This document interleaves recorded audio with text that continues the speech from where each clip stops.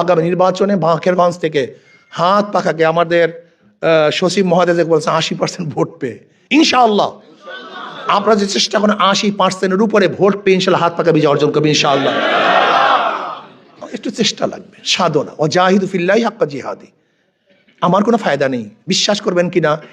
এই যে ট্যাক্স মুক্ত গাড়ি, আচ্ছা আমি ট্যাক্স মুক্ত গাড়ি দিয়ে কি করবো? আমি তো চিন্তা করছি ট্যাক্স মুক্ত গাড়ি, যে ট্যাক্সের পয়সা আমার কাছে আসবে সব গরিবের প্রতি বিলাই দেবো। আমি কেন এটা ব্যবহার করতে যাব?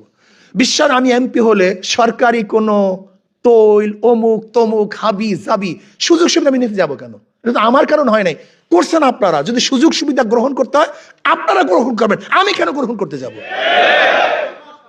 এই যে নমিনেশন পেপার নিয়ে দেখেন, এক নমিনেশন পেপারে একজনের ভুল হয়েছে, তার নমিনেশন পেপার কারেক্ট, ওই একই কারণে আর একজনকে বাতিল। এটা কেমন হলো? আর নির্বাচনের ব্যবস্থার মনে হয়ে গেছে টাকা দাও টাকা দাও টাকা দাও টাকা দাও টাকা দাও।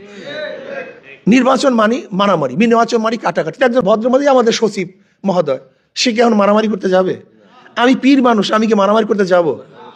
এখন কি করতে হয়? আমি যখন প্রথম নির্বাচন করেছি, বিশ্বাস করবেন না, আমার মুখের মধ্যে ধোঁয়া ছেড়ে তো বিড়ি।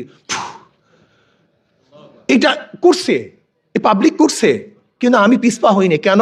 এই সমাজকে পরিবর্তন করতে হবে, এই ঘুণে ধরা সমাজকে পরিবর্তন করতে হবে। যদি আমরা পিছনে সরি, যদি ঘর ছেড়ে দেয় মালিক, তখন ঘরের মধ্যে সাপ বিচ্ছু বাসা বাঁধে, কিন্তু যখন মালিক সেখানে যায় সেখানে বাসা বাঁধতে পারে না। আমরা ভদ্র বিশিষ্ট মানুষগুলি যারা দেশের কল্যাণ চাই, মানুষের কল্যাণ চাই, এই লোকগুলি পচা গান্দা রাজনীতির থেকে দূরে থাকার কারণে এখানে চোর ডাকাত বদমাশরা যা বাসা বেঁধেছে, সব 2 নাম্বার 6 নাম্বার লুটেরা গুন্ডা বদমাশরা এখানে অংশগ্রহণ করেছে। আমরা কি চাই? আমরা চাই এখানে ঘরের মালিক আসবে এবং সেখানে সাপ বিচ্ছুগুলা পালিয়ে যাবে। ঘরের মালিক আসবে, চোর ডাকাতরা দখলকৃত জমি ছেড়ে দিবে। ঠিক আমরা কি চাই?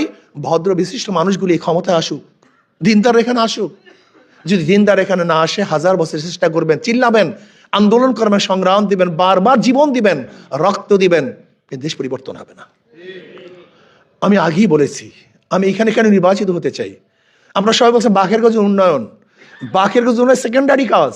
একজন এমপির কাজ শুধু রাস্তাঘাট করা না, একজন এমপির কাজ হলো আগামী দেশটা কোন নীতি এবং আদর্শতে চলবে সেটা নির্মাণ করা, এটা বিনির্মাণ করা। এদেশে চুরি হবে কি হবে না, ডাকাতি হবে কি হবে না, জুলুম অত্যাচার হবে কি হবে না, অবিচার হবে কি হবে না, গুম হবে কি হবে না।